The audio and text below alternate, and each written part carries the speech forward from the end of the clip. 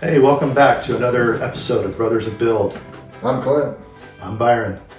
Today, we're going to try and get this truck to idle on its own using its own fuel supply. We can splice these pieces out too. All right. Well, you can because you're the master editor. Yeah, exactly. I can make this look good. Yeah, And if it sounds rehearsed, it's because it is. we just did this and I lost the footage. So intro number 2. All right. So we're back on the Ford 1952 F1. Last time through was really about can we get it running? Answer is yes. We did get it running. It was not as easy as I thought it was going to be. Well, just because you have compression and We had compression. and We had just because you have spark and you dump a ton of fuel down it doesn't mean it's going to fire off. Apparently. Yeah. It doesn't equal explosions in the little chambers. Put a new battery on it, new plugs, and a new coil. We think maybe the coil was the thing that pushed us over the edge and got it running again. On the carb side, when we took it apart, obviously went through all the orifices, put all the new rubber. Everything was in. really clean. The one thing was everything was really clean that I saw though was the needle was sticking. Oh yeah, for sure. So that might have been why we couldn't get fuel into it. But we did shoot fuel past it. Well, actually, we took it off and sprayed right in the intake, right? Yeah. So because it's got good compression. It's got really good compression for an old motor. So if they have a good compression, that means it's got to be sucking on the intake side. And we shot plenty of fuel to it, and it should have popped off. Definitely think the spark was the culprit on that. Yeah, we measured the compression. It was arranged between 120 and 150 through all the cylinders, so pretty good compression. So well, and that kind of goes to it though. Is once we did get it fired, for what little bit it runs really smooth. It runs really nice. Yeah, I'm super excited about that. I can't wait to drive this thing every day. Okay, so for today though, we got some parts. Went to O'Reilly's. I got some belts here. The old ones are just corroded. So alternator, water pump. Got a fuel filter. We got some plug wires rather. Yeah. Finish our ignition job there. Oil change, wicks. 10W30 Valvoline. Got some zinc. Hopefully we can figure that one out. You ain't going to get zinc just anywhere. We're not that hip. Well, I mean, if we're in Southern California, they got that. But like, oh, I see what you're saying. Like little hot rod shops and stuff. Well, yeah, that's a fair point. Even finding zinc on the shelf was not the easiest thing to find. Yeah. We also have a new fuel pump. Old one was pretty crusty, wasn't pumping any fluid, but very difficult to move the lever. And I think you made a little observation on that. Yeah. You got some crazy wear on it, and it has actually caused a dip. I'm not sure if that's coming up on camera. I sure hope it is, but it's pretty excessive. So this dude's been on here a long time. The new one's cool because I like how that it has this screw where you can adjust the intake port to clock it in whatever direction you may need. So I guess next we're going to focus on fuel delivery, get the fuel pump on, plumb up the fuel lines and see if we can get it to run on its own fuel supply. Yeah, well, that and make sure that gas doesn't fall out of the tank. Yeah. I really hope that it doesn't. I don't think it will, but where did it go? I'm glad you opened that out to the universe. All right, let's give it a shot. Back in the day, when a guy turned wrenches all the time, I had one of these that said Mako on it. And that thing was phenomenal. I thought you were going to say it's the same as a Harbor Freight one. No, much better. No, it was absolutely amazing. I'm not saying I haven't gotten the job done with some Harbor Freight, but you know what? Those high dollar tools, there's a reason they're high dollar tools. What do you think? Do you want to try that new borescope of yours and see if we can look to see what that lobe looks like? Should we? Yeah, man. Or is this one of those things we don't really want to know? No, you already don't want to know, but we can take a look. I would imagine it's probably still there, but it's got a rut in the center of it. If you get a colonoscopy and they're using something like this, that's a different trip than if they used the this. Yeah, I would assume it's a little different. Yeah, but my point is that I've never heard a guy ever tell his experience about how it went when this is what was using to gauge the situation. Yeah. So there's probably a little bit of embarrassment there. So like So like with this, they're like, oh, it knocked me out. Yeah. I was on the table, got up, it's all done. Yeah. No big deal. We'll see how the truck answers that question after we're done with it. Yeah, it doesn't look. I mean, it's got a definite wear pattern on it, but it doesn't look like it's cut the lobe down. This is such a weird thing to try and do. Yeah, and you got it. We got it at a weird spot in the crank too. Like you can see the oil port. Pretty cool. Yeah. All right. Yeah, Glad we checked. cool deal. Hopefully the truck's not too embarrassed after that. All of its secrets are getting laid out on the internet. Yeah, exactly. Sorry, old girl. Talking about all that fun stuff. Which way does this thing sit? Does it sits like this, does it not? Okay, and then this is our fuel line. That's the one that's set. What I can't understand is why the heck does it go all over the front of the truck? Like, was it like, hey, you just want to see how far we can pump this fuel? No, man. I have the answer. All right. Enlighten me. Now, I'm not a Ford engineer. Okay. I'm not an old 50s hot rodder. Yep. But I'm thinking that the old flathead inline six that this thing originally had the fuel pump on the driver's side, and that the fuel line, because the fuel line comes from here, goes up the front, across, and then down the driver's side. Yeah. Yeah. It's like the Indy 500 of fuel lines. Yeah. And if you think about it, like, well, I guess we don't know where the line comes out of the tank. It would be easy to just run it straight down this rail. Yes. Up to the pump. Yes. But I'm thinking that the pump on a flathead is on the driver's side. I bet you're right. I bet you're right. And I think some garage guys figured this deal out. And I wonder if this fits in our threads here, because yeah, that's the one. All right, now we'll see if we need to clock it. Does the document say what's in, what's out, or do you know? Excuse me. Yeah, the pump says. Oh, awesome. Yeah, and the way it's clocked is going to be cool. Excellent. Yeah, so that's awesome. But yeah, right here on the bottom of the pump. Yep. That's the in. That's the out. Perfect. And it even says in and out. So excellent. Cool deal. What bolts was holding it in there? These longer ones? Yeah, I kind of knocked the rust off them, try to clean them up a little bit. Well, I just want to make sure that we're not putting something too long in there. I don't know what's all behind there. You know what I mean? Yeah, look how the lip of that's kind of built up. You see? Yeah, it's a lot thicker. Yeah. Huh. I wonder if that does cause us a problem. Does this bottom out? I don't know. It feels like the backside of the hole's open, and we've got quite a ways we can go before we hit the cam. But I think you're going to want to change these bolts, dude. Yeah. I don't like when you say before you hit the cam. I don't like those words. Well, I think the cam might even self-clearance. Oh, love it. We drive the screws in there and of course. turn it on. The cam will take care of it for us. Yeah, I think maybe we want to get a little bit shorter of a screw. Comes through, protrudes a little bit. The new pump, the housing is so much thinner, so we don't want to dive too far into the crankcase. So I'm going to lop off a little bit. You see my mark there to make it true. When you run it through the grinder, it wants to kind of push over the threads. So all we want to do here is free them up.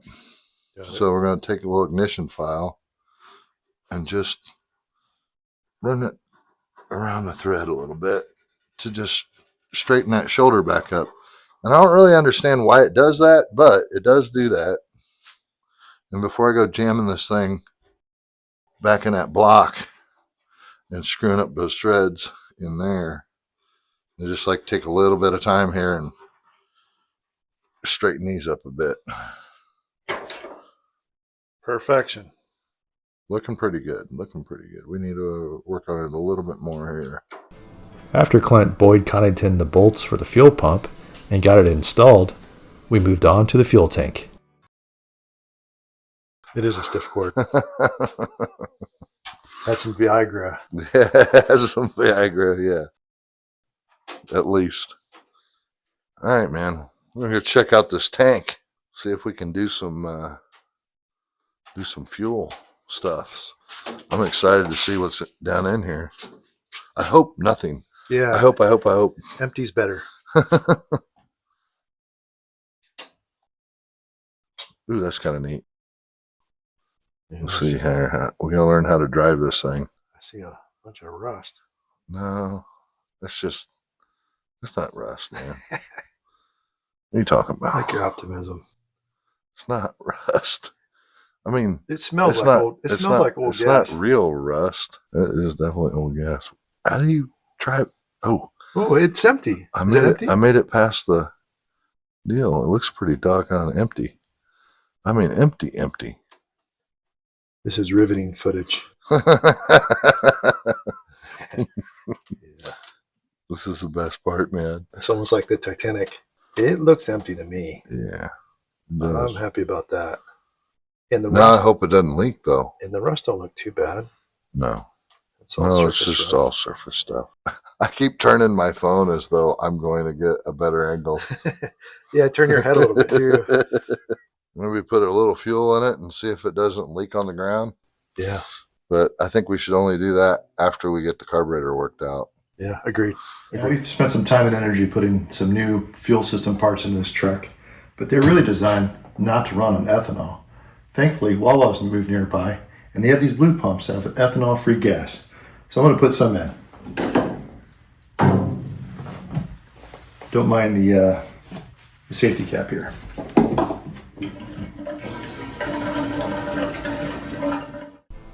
After verifying there were no fuel leaks, we saw this little fella in the driveway. It looks to me that he got in a fight with someone tougher and injured his leg. I'm assuming this one is Dale, as Chip would probably try and avoid a fight. After making sure he was still alive, we took him to the brush where at least he wasn't exposed to his arch enemy, or could get stepped on. Now, on to spark plugs. Well, hey, I got carried away. I put in the new plug wires without filming it, but it's really not rocket surgery. I mean, the hardest part is knowing which is the number one cylinder. Typically on inline cylinders, they start here as the one. You count all the way back. Occasionally, they'll go the other way, but not very often. If you have a V8, Chevy, or Dodge, typically all the odds will be on one side, evens on the other. Some of the Fords might go back and forth. Probably the easiest thing to do is lay your wires out by length and just replace them one at a time. Then you don't have to worry about what cylinders goes to which part in the cap. Now, if you do get lost, thankfully these old Fords kind of give you a cheat code. Clint pointed out earlier, I highlighted it here in white what the firing order is, but it's right there on the intake. So again, if you got lost, very easy to figure this one out. Now, I was concerned about putting a new coil, 12-volt coil in, and it burning up the points. Sure enough, it's supposed to be stepped down to 6 volts for this application, but it's since been converted to 12-volt ignition. The new coil has an internal resistor that'll step it down to 1.3 ohms so it won't burn up the points. Now that we've sorted the plug wires, it's on to changing the oil. Join us as we make an exchange of old dinosaur juice for fresh squeezed. Well, thanks for joining me under the truck. I think one of the secrets to Ford's lasting so long is just make sure oil leaks everywhere. Keeps everything nice, lubricated, and rust-free. Well, I'm going to grab my biggest wrench here, see if I can get this oil plug off. It's on there tight. This dude is on there tight.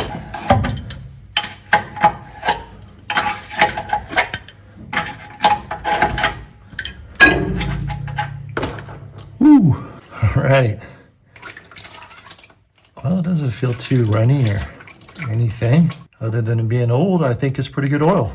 Well, she's still dripping. I'm going to take the opportunity, see if I can tighten down these pan bolts.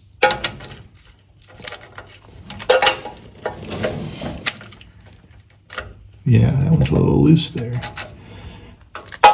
I'll clean up the pan too, see if I can make sure I can see where leaks are coming from. I'll bring you back. All right, looks like she's done dripping. I get this plug back on her. Now I did tighten down some of those pan bolts, and some of them were loose. Glad I did it. I suppose I'll check the gearbox while I'm down here.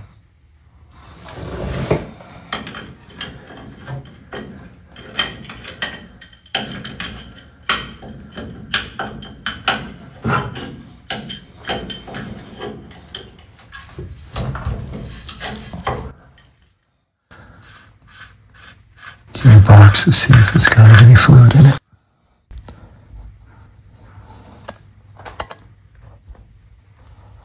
Oh, all right. I'm glad I checked. The dude is way empty.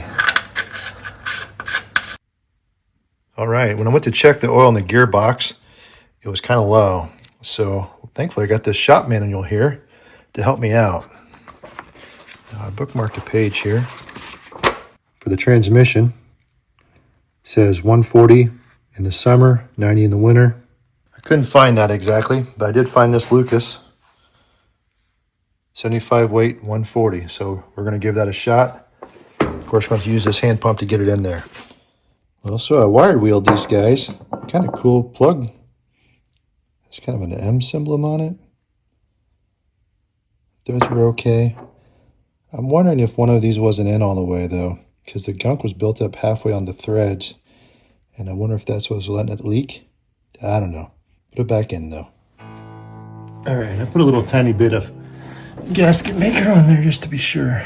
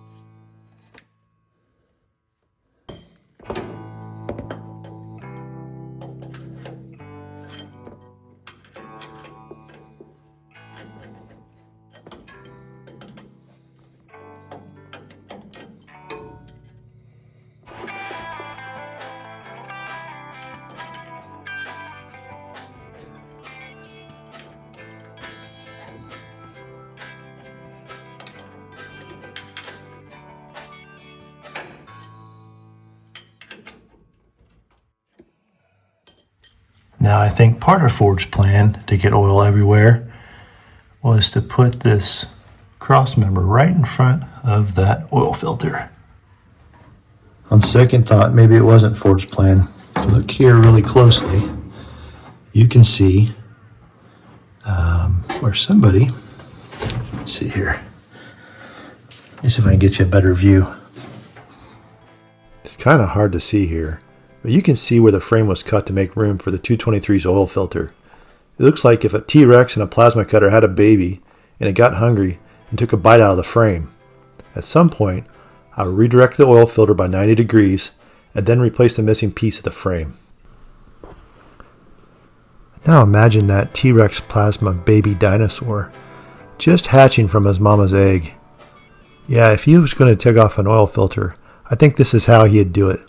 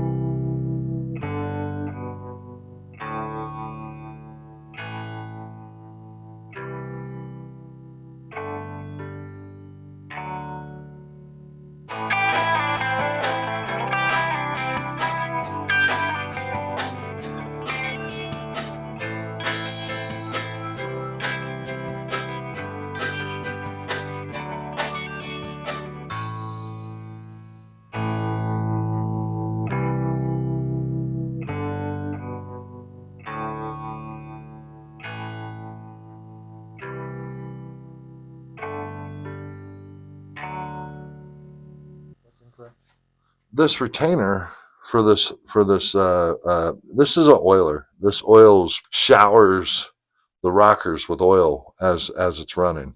And I don't know if it's the feed or if it's, I assume that it's the feed. I don't know if it's the feed or the return, but this line goes in here. The retainer, the last person that put it on backward or upside down. You can look back here at the back one and see how it has a mushroom shape and it's sitting nice and flat.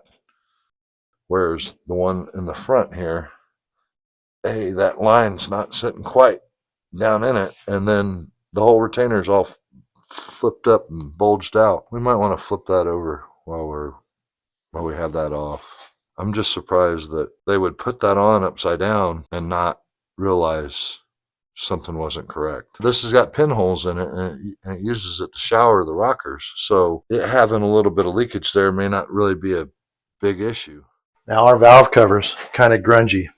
I spent some time trying to clean it off here, pulling out a few dents. I do have a valve cover gasket kit here to put it back together. But first, I'm going to give it a few new coats of paint.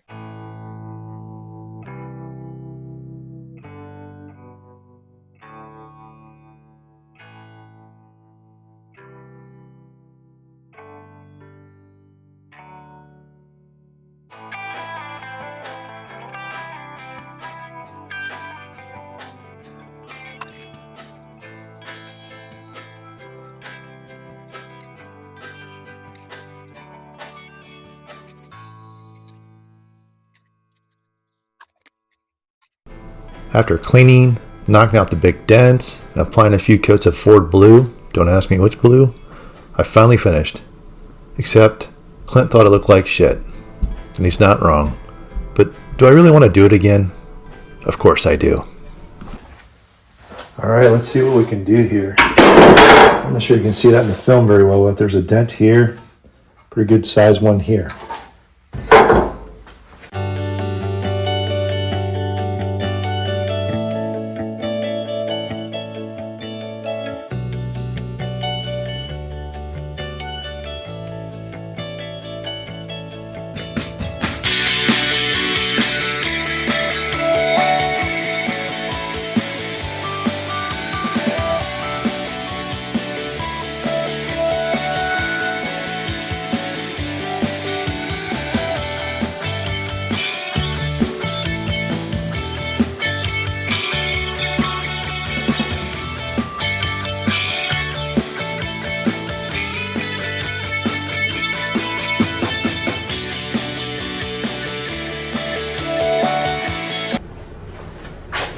Alright, there's a few spots here I can't quite get out with a hammer. So I'm going to use this JB Weld Extreme Heat. Never used it before, but I'm going to give it a try.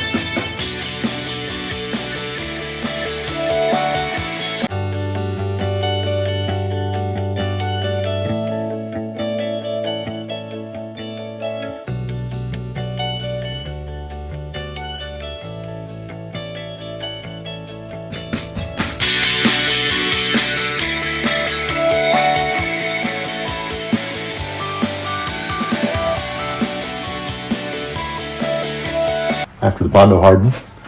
Yeah, you can see I kicked it on a little bit too much probably. I'll pay for that in sanding and elbow grease. But let's get to it.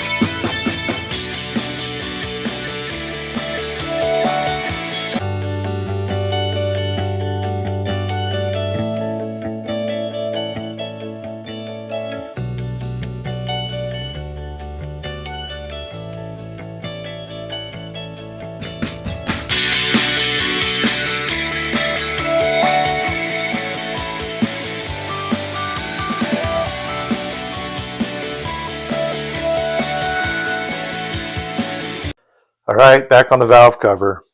I guess now probably you've seen at least 1 or 2 montages of me primering and painting the valve cover, trying to get up to Clint's high standards here. So this time I just sanded it. I took off the paint and the primer, took off the JB weld, got it down with a wire wheel and some sandpaper. I like the look of it. So I went ahead and clear coated it, and I think this is what I'm gonna roll with. I got this Felpro. If you got one like me, there's the specs. Now I did put a little bit of gasket maker on here to get the valve cover and the gasket to stick so I can install a little easier. Now, not all the holes lined up, so I am going to drill those out a little bit to make it a little easier. Now the screws that came off the valve cover, yeah, they were screws, flathead, pretty beat up. So I went ahead and just got some grade 8 bolts and put in their place. Well, since it's so hot, I'm going to share some of my Five Guys with her.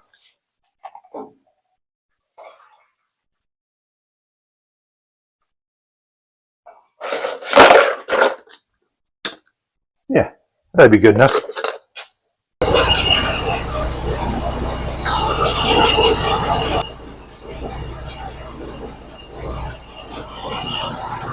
I'm also going to share my seafoam with her. Just kidding.